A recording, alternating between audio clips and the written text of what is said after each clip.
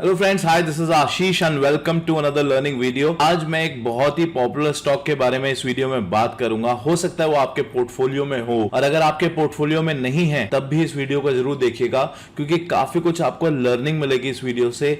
पता चलेगा कि विदाउट हमें सीखे कभी भी कोई इन्वेस्टमेंट नहीं करनी चाहिए। इस वीडियो को ध्यान से जरूर देखिएगा।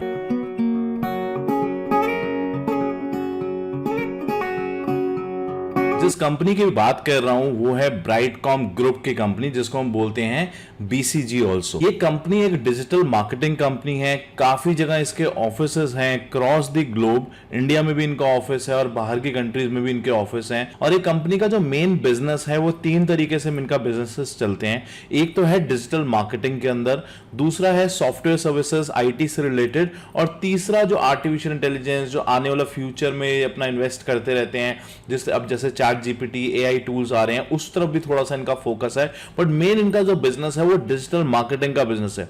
और डिजिटल मार्केटिंग से जैसा कि आप समझ सकते हैं कि डिजिटल मार्केटिंग, जैसे आप फेसबुक पे, गूगल पे किसी कंपनी की एड्स देखते हैं तो एड्स यही कंपनीज चलाती हैं, उनको बोला जाता है डिजिटल मार्केटिंग। जब भी कोई ऑनलाइन आपको अपने आप को प्रमोट करना होता है, अगर किसी को सोशल मीडिया पे कोई ब्रांड बनाना है, उसको बिल्ड करना है, उसको किस तरीके से पब्लिसाइज किया जाए, क्या उसकी फनल होगी, वो सब प्लानिंग, प्लॉटिंग, एड्स पे कितना रेवेन्यू खर्च किया जाएगा, वो पूरा एक डिजिटल मार्केटिंग कंपनी उस तरीके से करती है। तो ये कंपनी एक डिजिटल मार्केटिंग कंपनी है, बट इनके काफी जगह ऑफिसेज हैं, काफी बड़े बड़े ब्रांड्स हैं, इनका कोलैबोरेशन है। अगर मैं इनके ब्रांड्स आपको दिखाऊं तो ये ब्रांड आप देख सकते हैं जो कि बिगेस्ट ब्रांड्स हैं वर्ल्ड के: Airtel, Coca Cola, Titan, British Airways, Sony, Qatar, ICICI bank, Hindustan Unilever, Lenovo, Maruti, LIC, Samsung, ITC, MTV, ये सब इन कंपनीज के, इस कंपनी के ब्रांड्स हैं। तो इस कंपनी की एड्स मैक्सिमम ये लोग भी प्रमोट करते हैं, इनकी हेल्प करते हैं डिजिटल मार्केटिंग में। तो ये काफी अच्छी कंपनी है। बट अगर मैं आपको इस कंपनी का बैलेंस शीट दिखाऊं, इस कंपनी में मेरे को जब मैं स्कैन्स करता हूं, मैं भी कुछ फिल्टर्स अप्लाई करता हूं कि मुझे इन फिल्टर क्राइटेरिया के अंदर एक अच्छी कंपनी ढूंढनी है। तो मेरे भी एक क्राइटेरिया में कंपनी आई, तब मैंने जब इस कंपनी के बारे में थोड़ा सा स्टडी करा तो मुझे तब उसकी डिटेल पता चली। तो आज मैं आपको डिटेल दिखाता हूं कि क्या मैंने सीखा जब मैं उसको एनालाइज कर रहा था उस कंपनी को, सो दैट आपको भी इस वीडियो से कुछ सीखने को मिले। अगर मैं इसकी कंपनी की आपको बैलेंस शीट दिखाऊं, आपको इसकी कंपनी की बैलेंस शीट बहुत ही अच्छी देखने को मिलेगी। बट उससे पहले मैं आपको थोड़ा सा इसका प्राइस भी दिखा देता हूं। ये देखिए, ये वो कंपनी है जो कि 2020 में, 1920 में जब कोविड आ रहा था, मैक्सिमम लोग कोविड और उस तरफ थे, आप देखिए ये ₹1 के आसपास ये कंपनी ट्रेड करती थी। इसका अगर आप प्राइस देखें तो ये ₹1 के आसपास का प्राइस है इस कंपनी का, ये ट्रेड करती थी। और जैसे ही कोविड खत्म हुआ, ये जाके ऑलमोस्ट ₹100 के आसपास गई ये कंपनी। देख सकते हैं किस ब्यूटीफुली प्राइसेस ऊपर गए हैं। अगर आपने इस कंपनी में ₹1,00,000 की इन्वेस्टमेंट करी होती तो आपके ₹1 करोड़ बन चुके होते ऑलमोस्ट, जब ये प्राइसेस ₹100 के आसपास था। तो क्या ये कंपनी अच्छी है? इतने प्राइसेस में फ्लक्चुएशन कैसे आया, उस सब के बारे में मैं आपको दिखाऊंगा। उससे पहले हम कोशिश करते हैं इस कंपनी की थोड़ी सी फंडामेंटल्स समझने की। अगर मैं कंपनी के फंडामेंटल्स देखूं तो अभी भी कंपनी की जो मार्केट कैप है वो 5,000 करोड़ के आसपास की कंपनी है। हम चल के थोड़ा सा इसका सेल्स और इसकी बैलेंस शीट, उन तब को थोड़ा सा स्टडी करने की कोशिश करते हैं और देखते हैं कि वहां पे हमें कुछ ऐसा मिलता है जिससे हम पकड़ पाए कि कंपनी कहीं ऐसा तो नहीं है बैंकरप्सी होने वाली है, कंपनी इतनी अच्छी कंपनी है, कंपनी ₹1 से ₹100 तक गई और आज ये ₹25-30 के आसपास ये ट्रेड कर रही है। ऐसा क्या हुआ, इतनी फ्लक्चुएशन का है? अब क्या प्राइसेस फिर से 25 से आगे जा सकते हैं, या फिर एक कंपनी एक बैंकरप्ट हो सकती है? क्या चांसेस हैं इसके? तो मैं आपको सिर्फ यहां पे एक प्रोबेबिलिटी दिखा रहा हूं, कॉल आपका लेना बनता है। अगर मैं आपको यहां पे दिखाऊं इस कंपनी की जो सेल्स हैं, कंपनी की अगर आप सेल्स देखें तो 2856 की सेल्स थी, उसके बाद 5,000 करोड़ की इनकी सेल हुई है एक साल में। एक डिजिटल मार्केटिंग कंपनी के लिए इतनी बड़ी सेल होना बहुत वैल्यू रखता है। उसके बाद 7,000 करोड़ की सेल। तो सेल्स अगर आप देखें तो पिछले 3-4-5 सालों से जो कंपनी 1,200 करोड़ की सेल करती थी, आज वो 7,300 करोड़ की सेल कर रही है। Sales wise company is very good. अगर हम इसके ऑपरेटिंग प्रॉफिट मार्जिन की बात करें तो ऑपरेटिंग प्रॉफिट मार्जिन, जो कि एक्सपेंसेस को हटा के हम कैलकुलेट करते हैं कंपनी कितना प्रॉफिट निकाल पा रही है अपने सेल्स के ऊपर, operating profit, not net profit. तो ऑपरेटिंग प्रॉफिट भी कंपनी एक अच्छा ऑपरेटिंग प्रॉफिट यहां पे बना रही है। 30% के आसपास का एक ऑपरेटिंग प्रॉफिट कंपनी का चल रहा है, which is also very good. क्या कंपनी कोई लोन तो नहीं ले रखा, कंपनी के पास कोई डेब्ट्स तो नहीं है जिसके ऊपर कंपनी इंटरेस्ट पे कर रही है? वो भी यहां पे ऐसा कुछ नहीं देखने को मिल रहा। रहा, विच इज वेरी गुड। अगर मैं कंपनी का नेट प्रॉफिट देखूं आफ्टर पेइंग ऑल एक्सपेंसेस और ये सब, 483 करोड़ के नेट प्रॉफिट हुए, 900 के, उसके बाद 1371 करोड़ के मार्च 2033 में प्रॉफिट्स हैं, विच इज वेरी गुड। अगर मैं आपको बैलेंस शीट दिखाऊं तो आप क्या बोलेंगे? कंपनी बहुत अच्छी है, मुझे इसमें इन्वेस्ट कर देना चाहिए, राइट? यहीं पर हम एक देखिए, यहां पर आपको ये समझना जरूरी होता है कि जो चीजें बैलेंस शीट में आपको दिखाई जा रही हैं वो सबको पता है कि बैलेंस शीट में अवेलेबल है, बट आपको थोड़ा सा और उसके अंदर डाइव करके देखना इंपॉर्टेंट होता है कि जब मैं इस कंपनी में इन्वेस्ट कर रहा हूं तो क्या सारी पैरामीटर्स पास हो रहे हैं कि नहीं हो रहे। थोड़ा सा और डिटेल्स में जाने की कोशिश करते हैं। तो सेल्स अच्छा है, ऑपरेटिंग प्रॉफिट अच्छा है, इंटरेस्ट अच्छा है, कुछ नहीं दे रही कंपनी, नेट प्रॉफिट कंपनी अच्छा बना रही है। अब आगे चलते हैं कंपनी के बैलेंस शीट में। अगर बैलेंस इतना ही प्रॉफिट कंपनी बना रही है तो क्या कंपनी के पास रिजर्व्स हैं? बिल्कुल हाँ, कंपनी के पास बहुत अच्छे रिजर्व्स भी हैं।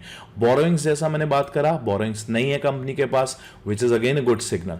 थोड़ा सा और नीचे चलते हैं इस कंपनी का और देखते हैं कंपनी जब इतनी अच्छी है तो कुछ ना कुछ कैश भी बना रही होगी।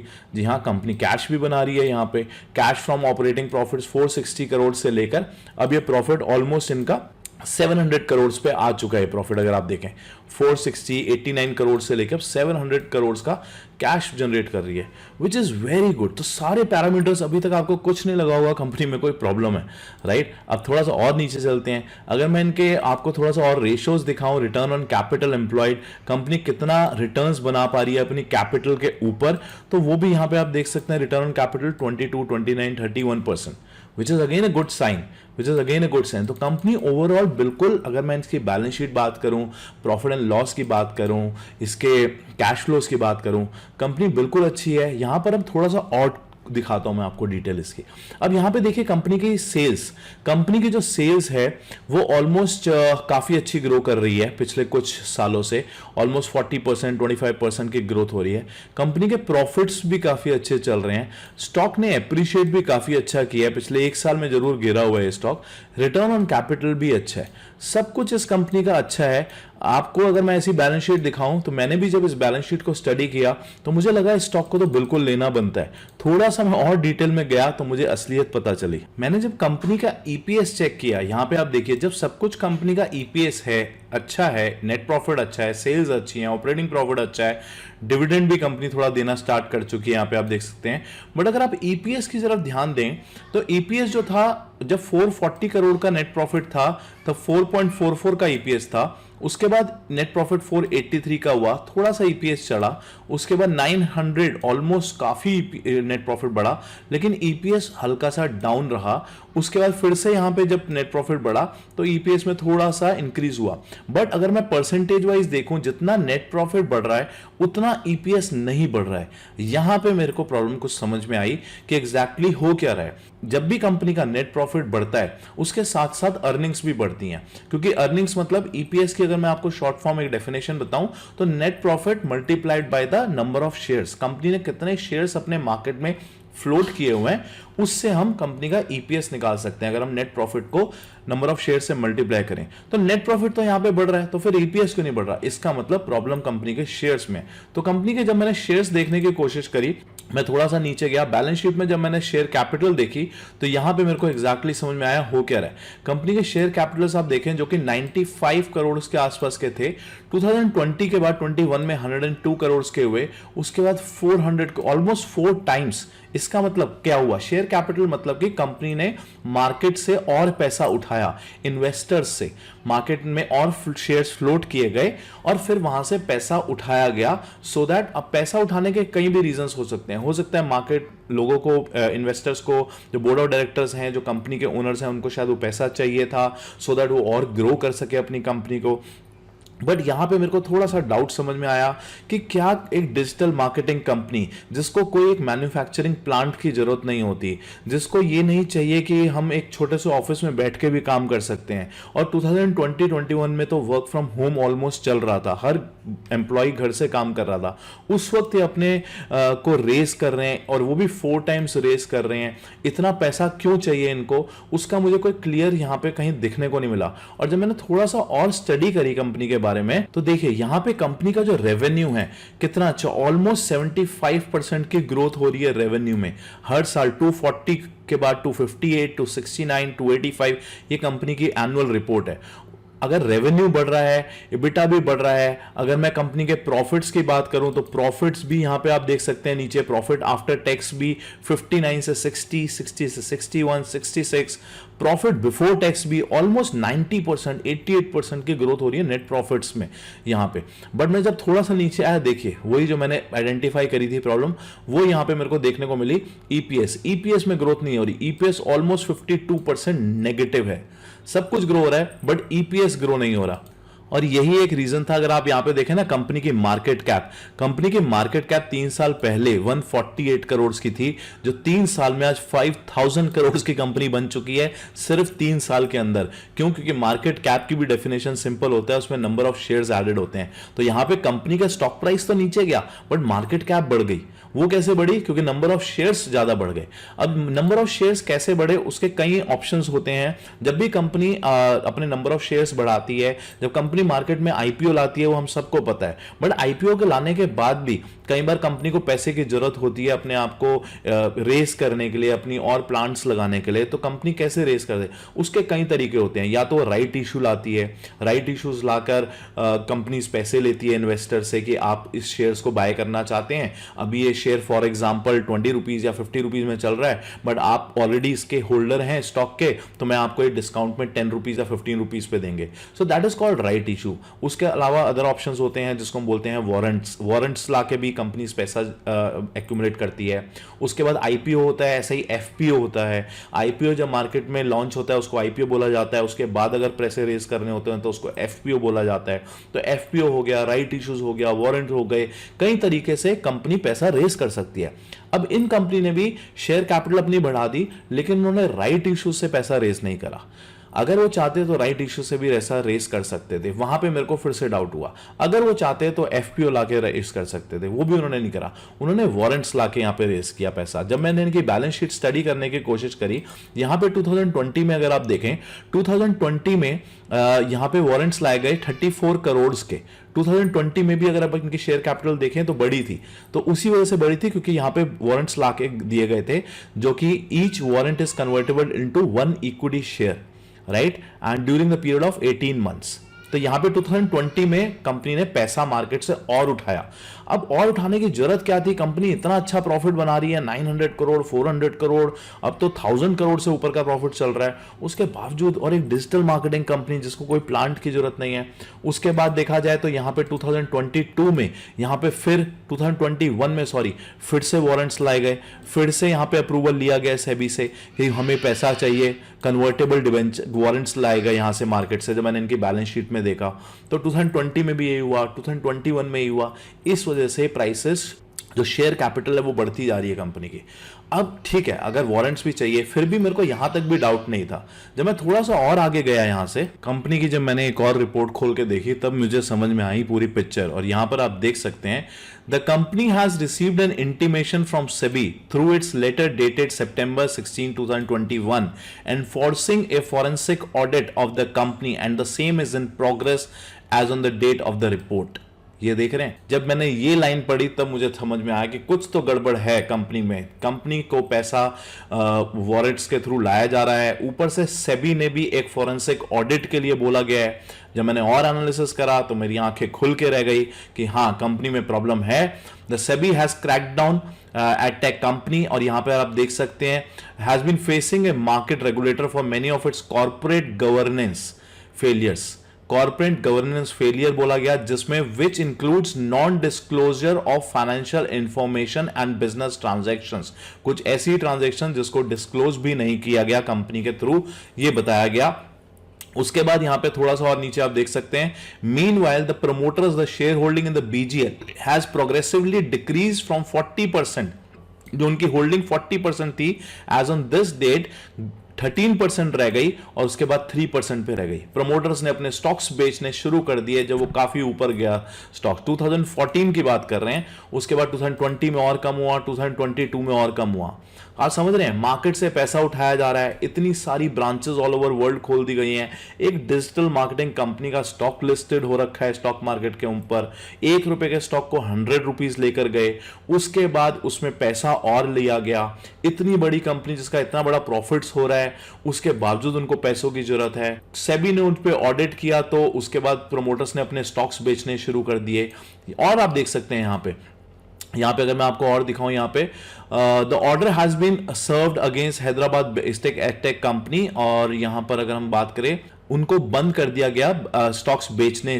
प्रमोटर्स को उसके बाद बैन करा गया कि वो स्टॉक्स अपने बेच नहीं सकते हैं कंपनी में, क्योंकि जब सेबी ने नोटिस किया कि स्टॉक्स बेचने शुरू हो चुके हैं। SEBI said that the company had understated expenditures and overstated profits during the investigation from 2015 to 19 and to 19 to 20, मतलब overstated profits को ज्यादा दिखाया जा रहा है यहाँ पे।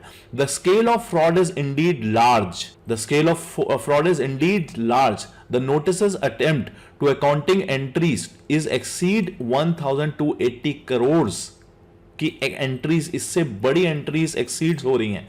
So SEBI has also noted that the company promoter group has directly benefited as the result of manipulator of financial statements. कुछ समझ में आया आपको? किस तरीके से कंपनी की एक अच्छी बैलेंस शीट बनाई गई, किस तरीके से मार्केट से और पैसे उठाए गए। और एक चीज मैं आपको इसकी और दिखाता हूं, ये कंपनी जब स्टार्ट हुई थी ये किसी और नाम से थी कंपनी। यहां से देखिए 2004 में कंपनी का नाम चेंज करके रखा गया वाइब्रांट डिजिटल। वाइब्रांट डिजिटल करके कंपनी थी, नाम चेंज हुआ। उसके बाद मैं जब थोड़ा सा और नीचे आया, फिर इन्होंने देखा जाए तो यहां पे फिर से एक बार नाम चेंज किया गया था। मैं यहां पे देख रहा था कहीं पर, फिर से इस कंपनी का नाम चेंज हुआ, वाइब्रांट चेंज, या उसके बाद 2014 में फिर से नाम चेंज करके लाइकॉस इंटरनेट लिमिटेड रखा गया। देख रहे हैं, पहले नाम चेंज था, उसके बाद फिर से नाम चेंज हुआ, उसके बाद 2000 फिर से एक बार नाम चेंज करके जो अब इसका ये देखिए change to Brightcom digital limited. 3 बार कंपनी का नाम चेंज हो चुका है, आप समझ रहे हैं। और अगर अब मैं यहाँ पे थोड़ा सा टेक्निकल वैसे दिखाने का फायदा नहीं है, बट फिर भी मैं आपको थोड़ा सा, अगर आपको टेक्निकल यहाँ पे बात करें, ये देखिए ये कंपनी का डेली चार्ट है और प्राइसेस देख रहे हैं किस तरीके से सर्किट लग रहा है यहाँ पे। प्राइसेस में प्राइसेस ऊपर जाते हैं, फिर सर्किट से ही नीचे आते हैं, फिर प्राइसेस सर्किट से ही ऊपर जाते हैं। सर्किट मतलब ना आप खरीद सकते हैं ना बेच सकते हैं, सर्किट का मतलब ये हुआ। उसके बाद थोड़ा सा अगर मैं और आगे जाऊं तो देखिए ये देखिए यहाँ पे भी सर्किट लग रहा है प्राइसेस में, फिर से सर्किट लग रहा है, फिर से सर्किट लग के प्राइसेस नीचे आ रहे हैं। ये सब अभी भी देखें तो काफी दिनों से प्राइसेस में फिर से सर्किट लग रहा है। ये 30 रुपीज का स्टॉक्स 9 रुपीज पे गया, फिर से अब ऑलमोस्ट 28-29 के आसपास आ गया है, और फिर से अगर आप देखें 2-3 दिन से इसमें फिर से सर्किट लग रहा है प्राइसेस का। तो इस तरीके के स्टॉक्स को आप अगर पोर्टफोलियो में रख भी लेंगे, जब आप बेचना चाहेंगे आप बेच नहीं सकते हैं। कंपनी में इतनी पहले से ही मैनिपुलेशन सेबी बोल रही है ये बातें। तो आई थिंक अगर आप को मैं यही रिकमेंड करूंगा, जब भी आप कोई स्टॉक लेते हैं उसकी पूरी एक डिटेल्ड एनालिसिस करें। अगर आप नहीं कर सकते तो सीखिए उसको, नहीं तो आप इस चैनल को भी सब्सक्राइब कर सकते हैं और मुझे बताइएगा कौन सा ऐसे स्टॉक्स आप चाहते हैं, सो दैट मैं उनके ऊपर भी एनालिसिस आपको करके दिखाऊं। पॉइंट ये है कि रिटेल इन्वेस्टर्स का पैसा फंसना नहीं चाहिए, क्योंकि यहाँ पे बड़े बड़े प्लेयर्स बहुत सारे बैठे हुए हैं। कई बार वो ऑपरेटर्स के थ्रू पैसे को मैनिपुलेट किया जाता है। अलग अलग थ्योरीज हैं, अलग अलग फाइनेंस के रूल्स हैं, और वो फाइनेंस के रूल्स के साथ खेला जाता है। बट यहाँ पर मेरा यही कहना होगा कि अगर आपके पोर्टफोलियो में स्टॉक है तो आप प्लीज इसको ध्यान दीजिएगा। अभी पोर्टफोलियो से यहाँ पे जो लेवल है इनसे नीचे अगर 20 रुपीज, और ये जो प्राइसेस हैं अगर ये 15 रुपीज से नीचे प्राइसेस फिर से आपको आते हैं, देखने को मिलते हैं, तो आई थिंक थोड़ा सा रिस्की हो जाएगा यहाँ पे। अब ये 28-29 रुपीज के आसपास से चल रहे स्टॉक, अगर ये आपको 15 रुपीज से नीचे स्टॉक फिर से मिलता है, क्योंकि इन्हीं प्राइसेस से ये गया था नीचे, थोड़ा सा नीचे गया, फिर यहाँ पे सपोर्ट लिया, रेजिस्टेंस फेस किया, अब इससे ऊपर चल रहा है। अगर फिर से इससे नीचे आता है इस रेड एरिया से, तो ये थोड़ा सा कॉशियस हो जाइएगा यहाँ पर। आई होप आपको कुछ लर्निंग मिली होगी इस वीडियो से। इस वीडियो को शेयर जरूर करिएगा उन सबके पास जिसके पास ये स्टॉक पोर्टफोलियो में है, और अगर नहीं है तो आई थिंक कुछ सीखने को जरूर मिला होगा आपको आज के वीडियो से। Thank you so much.